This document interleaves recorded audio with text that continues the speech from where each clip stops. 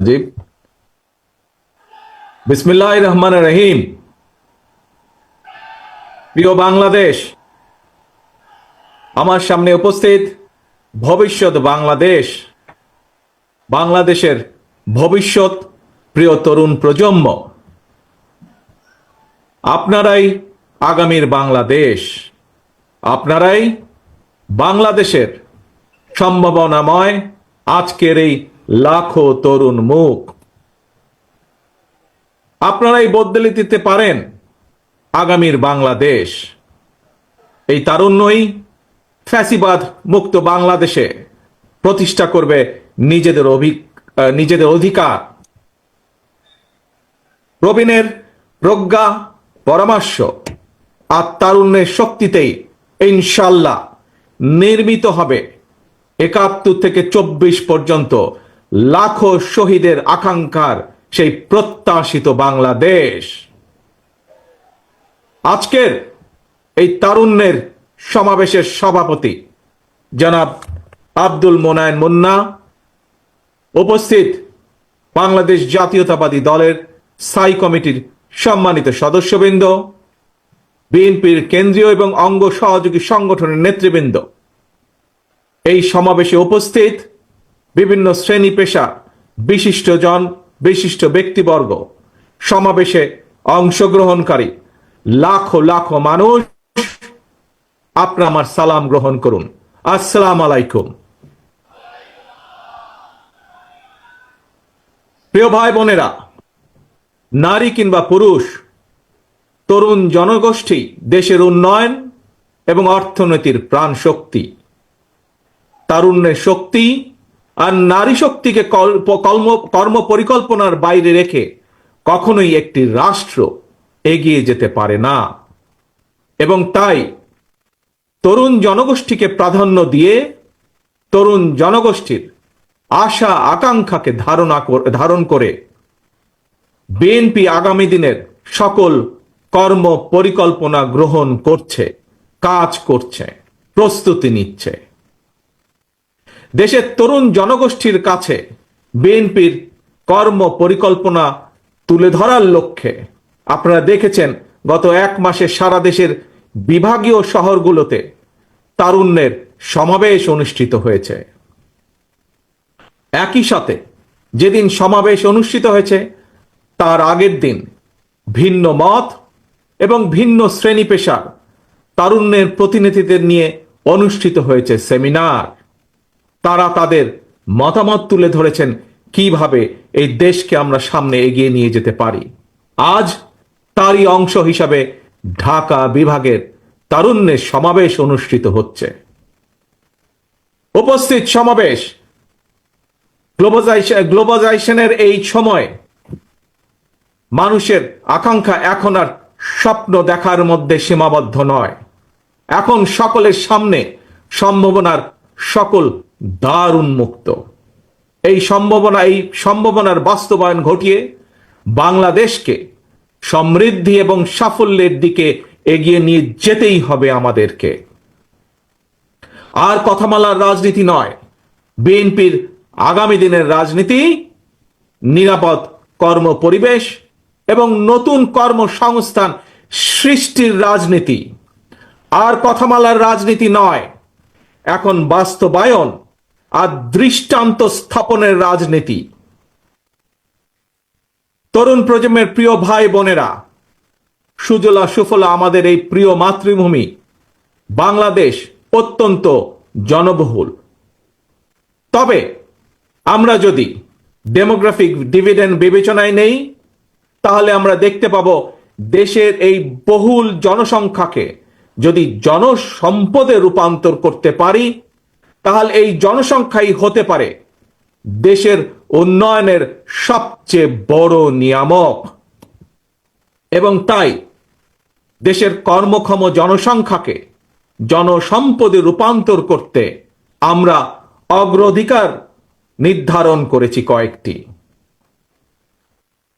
জনগণের জীবন মানের উন্নয়ন, নারী পুরুষ সবার জন্য নৈতিক মূল্যবোধ কর্মসূচি, কর্মমুখী শিক্ষা ব্যবস্থা, গ্রামীণ উন্নয়নে তথ্য প্রযুক্তির সর্বোচ্চ ব্যবহার, ক্ষুদ্র ও কুটির শিল্পের বিকাশ, দক্ষতা বাড়াতে ব্যাপক প্রশিক্ষণ কর্মসূচি চালু, কর্মসংস্থানের সুযোগ সৃষ্টি এবং জনশক্তি রফতানি, এমন কয়েকটি বিষয় অগ্রাধিকার তালিকায় রেখেই একটি জ্ঞান ভিত্তিক উন্নত এবং নিরাপদ মানবিক বাংলাদেশ গঠনের লক্ষ্যে বিএনপি স্বল্প এবং দীর্ঘ মেয়াদী পরিকল্পনা নিয়েছে, যার উপরে আমরা কাজ করছি।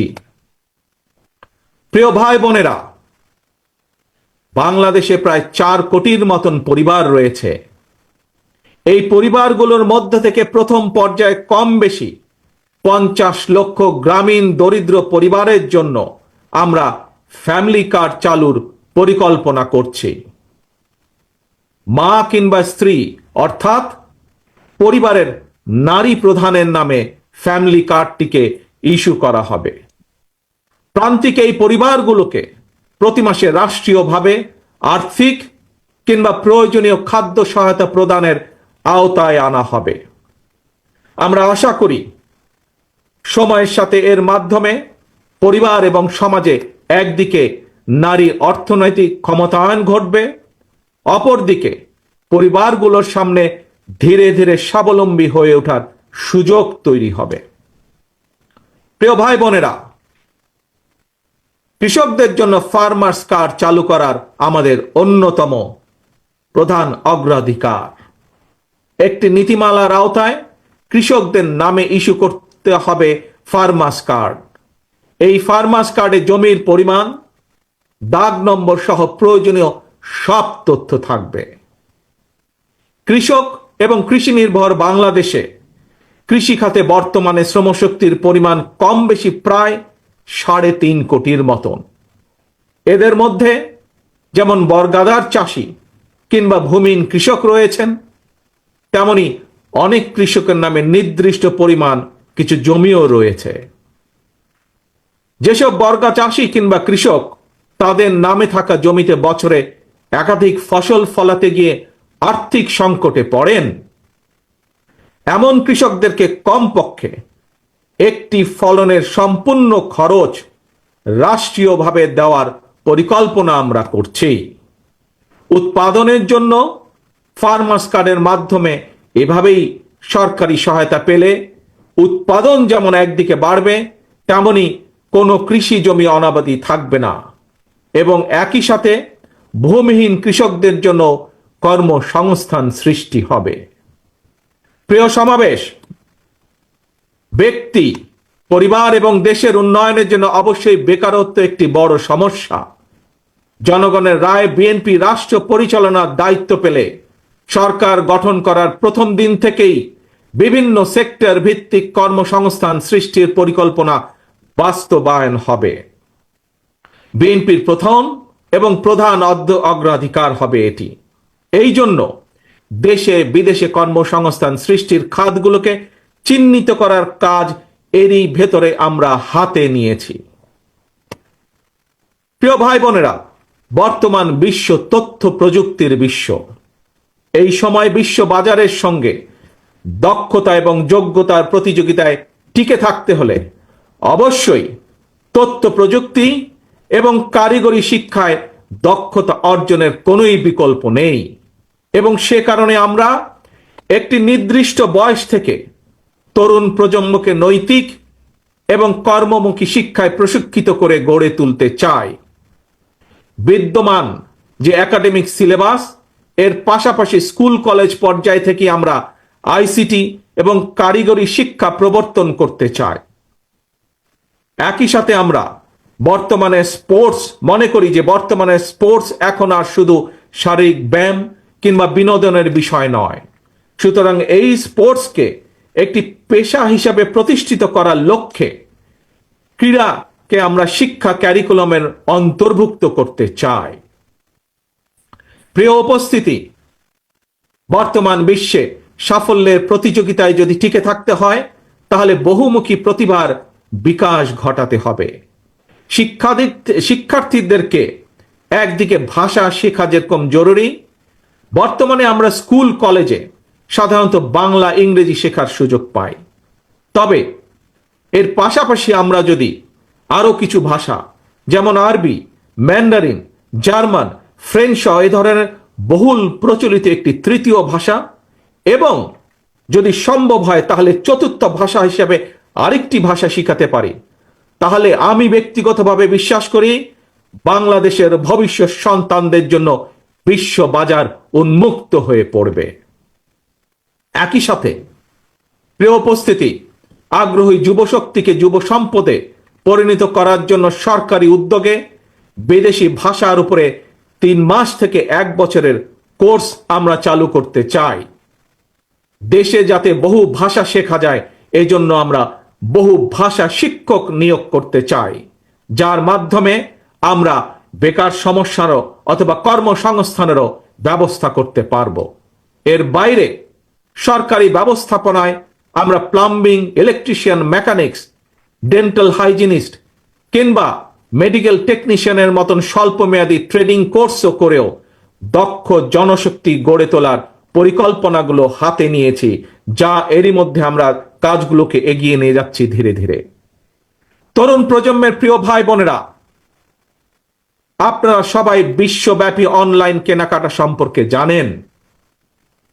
অনলাইন ভিত্তিক জায়ান্ট প্রতিষ্ঠান আমাজন, ইবে কিংবা আলিবাবার মতন বিশ্ববিখ্যাত ই কমার্স প্ল্যাটফর্মের জন্য হাজারো পণ্যের চাহিদা রয়েছে। এইসব প্ল্যাটফর্মের সঙ্গে সংশ্লিষ্ট অনেকের সঙ্গে আমি ব্যক্তিগতভাবে কথা বলেছি। বিশ্ববিখ্যাত এই সকল ই কমার্স প্ল্যাটফর্মের চাহিদা অনুযায়ী আমাদের বাংলাদেশে অনেক পণ্য তৈরির সুযোগ রয়েছে। আমাজনের মতন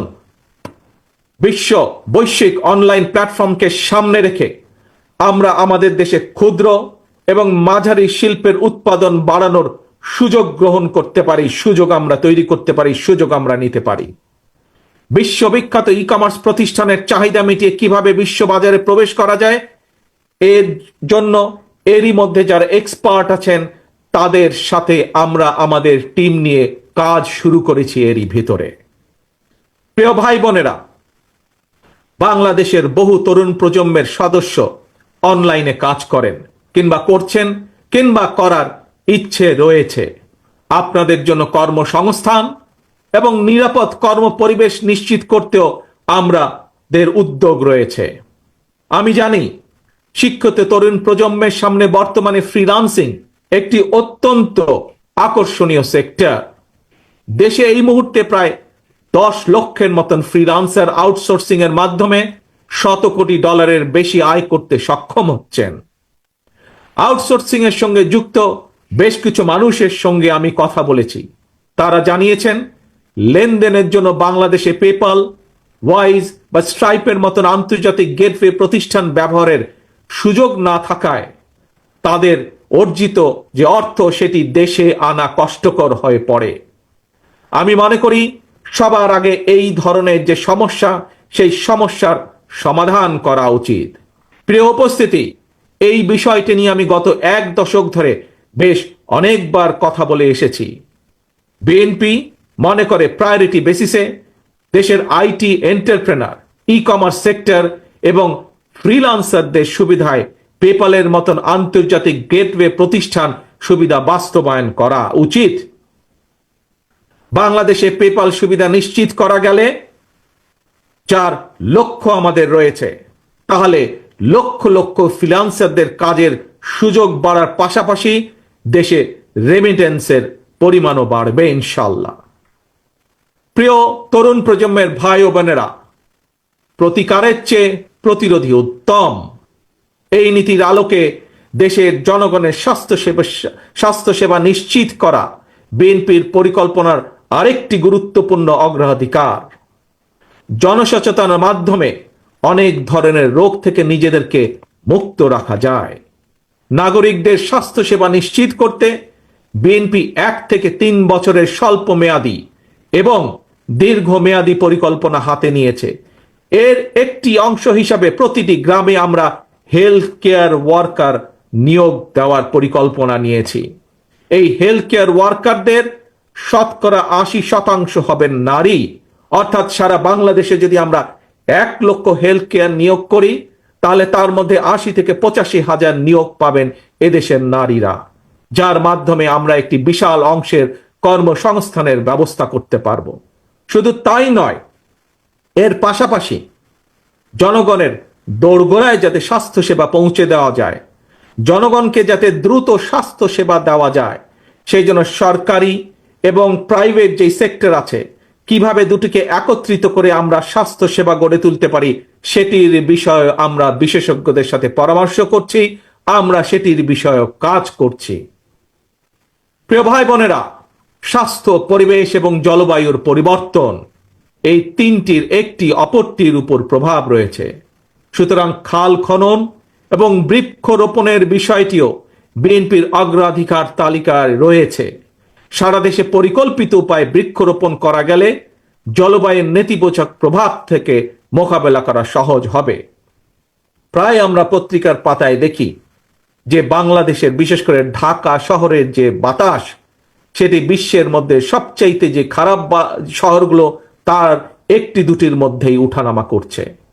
এবং শুধু তাই নয়, বৃক্ষরোপণ সহ আরো কিছু ক্লাইমেট পলিসি নির্ধারণের জন্য আমরা এরই ভিতরে কাজ শুরু করেছি বিশেষজ্ঞদেরকে সাথে নিয়ে। আমাদের লক্ষ্য থাকবে একটি নির্বাচিত সরকারের মেয়াদ যখন 5 বছর, 5 বছরের পরে 5 বছরের ভেতরে 25 থেকে প্রায় 30 কোটি বৃক্ষ রোপণ করা, এবং একই সাথে লক্ষ্য থাকবে সামগ্রিকভাবে দেশের যে তাপমাত্রা সেটি 2 থেকে চেষ্টা করা 3 ডিগ্রি পর্যন্ত কমিয়ে নিয়ে আসা।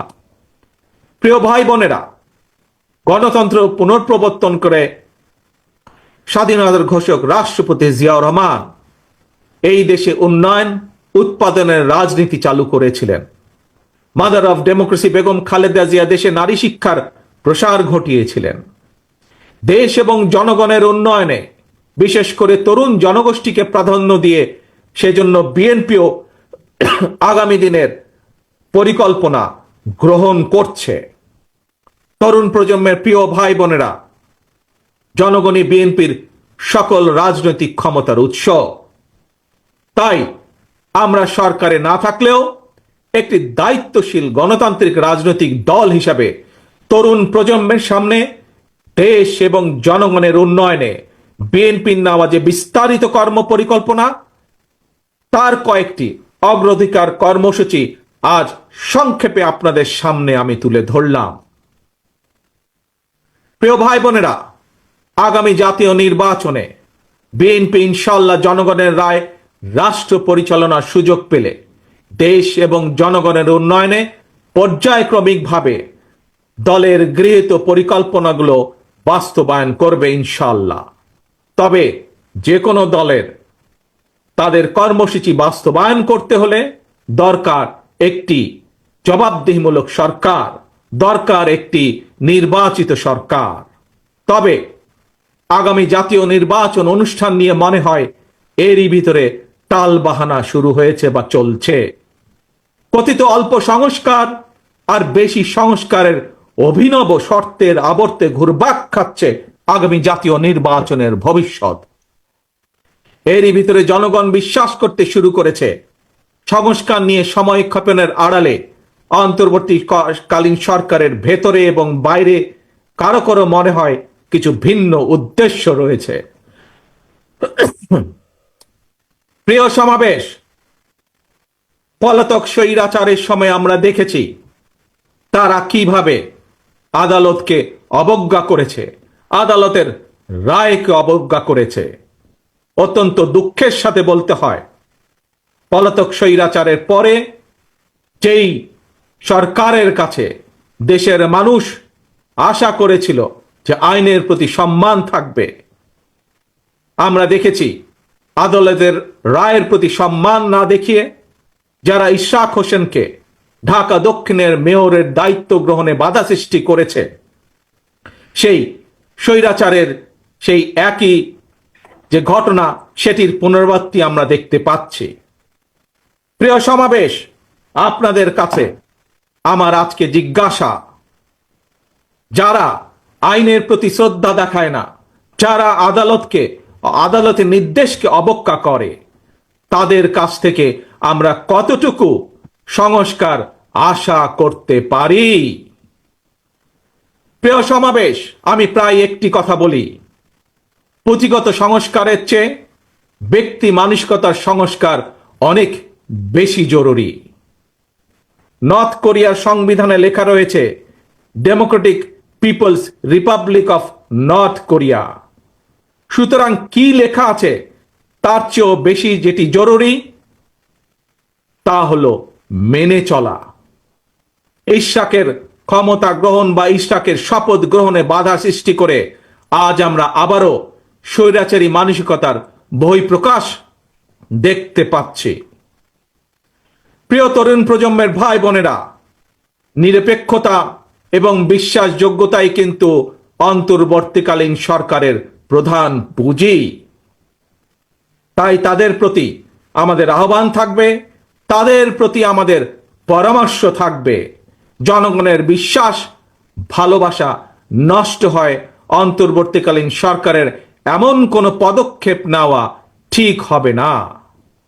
একই সাথে অন্তর্বর্তীকালীন সরকারের প্রতি আবারও আহ্বান জানিয়ে বলতে চাই, গণতান্ত্রিক আমি জনগণ এবং গণতন্ত্রের পক্ষের রাজনৈতিক দলগুলোকে দয়া করে প্রতিপক্ষ বানাবেন না। যদি আপনাদের কেউ রাষ্ট্র পরিচালনায় থাকতে চায় তাহলে সরকার থেকে পদত্যাগ করে জনগণের কাতারে আসুন, নির্বাচন করুন। যদি ভবিষ্যতে নির্বাচনে জনগণের রায় পান তাহলে আবার সরকারের দায়িত্ব গ্রহণ করুন। প্রিয় তরুণ প্রজন্মের ভাই বোনেরা, গত 1.5 দশকে ভোটার তালিকায় প্রায় 3.5 কোটি ভোটার সংযুক্ত হয়েছেন, নতুন ভোটার সংযুক্ত হয়েছেন। এই নতুন ভোটাররা আজ পর্যন্ত একটি জাতীয় নির্বাচনেও ভোট দিয়ে তাদের নিজের পছন্দের প্রার্থীকে জনপ্রতিনিধি নির্বাচিত করার সুযোগ পায়নি। পতিত পরাজিত পলাতক স্বৈরাচারের কাছে মানুষের অধিকার প্রতিষ্ঠা কিংবা নির্বাচন কোনো গুরুত্বপূর্ণ কিছু ছিল না। সুতরাং সংস্কার ইস্যুর পাশাপাশি জাতীয় নির্বাচন অনুষ্ঠানের জন্য অন্তর্বর্তীকালীন সরকারের দৃশ্যমান প্রস্তুতি নেওয়া উচিত বলে আমরা বিশ্বাস করি বা আমরা মনে করি। প্রিয় সমাবেশ, অতীতে বিভিন্ন সময় এই বাংলাদেশে তত্ত্বাবধায়ক সরকার নিরপেক্ষ নির্বাচন অনুষ্ঠিত করেছে এবং প্রত্যেকটি ক্ষেত্রে আমরা দেখেছি তত্ত্বাবধায়ক সরকার 3 মাসের মধ্যেই সফলভাবে জাতীয় নির্বাচন অনুষ্ঠান সম্পন্ন করেছে। সুতরাং অতীতেই বাংলাদেশেই রেকর্ড রয়েছে 3 মাসের মধ্যে জাতীয় নির্বাচন অনুষ্ঠিত করা সম্ভব। কিন্তু আজ আমরা দেখছি 10 মাস পার হয়ে গেল, অন্তর্বর্তীকালীন সরকার নির্বাচনের দিনক্ষণ ঘোষণা করছে না। আমরা ফ্যাসিবাদ মুক্ত বাংলাদেশে জনগণের সরাসরি ভোটে জনগণের কাছে জবাবদিহিমূলক, জনগণের কাছে দায়বদ্ধ একটি সরকার দ্রুত দেখতে চায়। অন্তর্বর্তীকালীন সরকারের প্রতি আহ্বান, আগামী ডিসেম্বরের মধ্যেই জাতীয় নির্বাচন অনুষ্ঠিত হতে হবে। আবারও আমরা বলতে চাই, আগামী ডিসেম্বরের মধ্যেও জাতীয় নির্বাচন অনুষ্ঠিত হবে। নতুন প্রজন্মের প্রিয় ভাই বোনেরা, আজকের এই সমাবেশ, প্রিয় দেশবাসী, আগামী ডিসেম্বরের মধ্যে আপনারা জাতীয় নির্বাচন অনুষ্ঠান যাতে অনুষ্ঠিত হয় তার প্রস্তুতি নিতে শুরু করুন। কারা রাষ্ট্র পরিচালনা করবে, কারা আপনাদের প্রতিনিধি হবে, জাতীয় নির্বাচনে আপনারা ভোট দিয়ে আপনাদের সেই প্রতিনিধিকে আপনারা নির্বাচিত করবেন। প্রিয় সমাবেশ, শহীদ রাষ্ট্রপতি জিয়ার সৈনিক দেশনেত্রী বেগম খালেদা জিয়ার কর্মীদের প্রতি আহ্বান জানিয়ে বলতে চাই, আপনারা জনগণের কাছে যান, তাদের প্রত্যাশা জানার চেষ্টা করুন, তাদের প্রত্যাশা বোঝার চেষ্টা করুন, জনগণের মন জয় করুন। কারণ জনগণই বিএনপির সকল রাজনৈতিক ক্ষমতার উৎস। প্রিয় দেশবাসী, প্রিয় সমাবেশ, প্রিয় ভাই বোনেরা, এবার আমি আপনাদের সামনে একটি ছোট্ট স্লোগান তুলে ধরতে চাই। মন দিয়ে দয়া করে সবাই শুনবেন। প্রথমে আমি স্লোগানটি বলবো, মন দিয়ে শুনবেন। তারপরে দ্বিতীয়বার আবারও আমি বলবো, তখন দয়া করে সকলে আমার সামনে স্লোগানটি আপনারা একই সাথে বলবেন। দিল্লি নয়, পিন্ডি নয়, নয় অন্য কোন দেশ, সবার আগে বাংলাদেশ। প্রিয় সমাবেশ বলুন, প্রিয় দেশবাসী বলুন, দিল্লি নয়, পিন্ডি নয়, নয় অন্য কোন দেশ, সবার আগে বাংলাদেশ। আল্লাহ হাফেজ। বাংলাদেশ জিন্দাবাদ, বাংলাদেশ জাতীয়তাবাদী দল জিন্দাবাদ।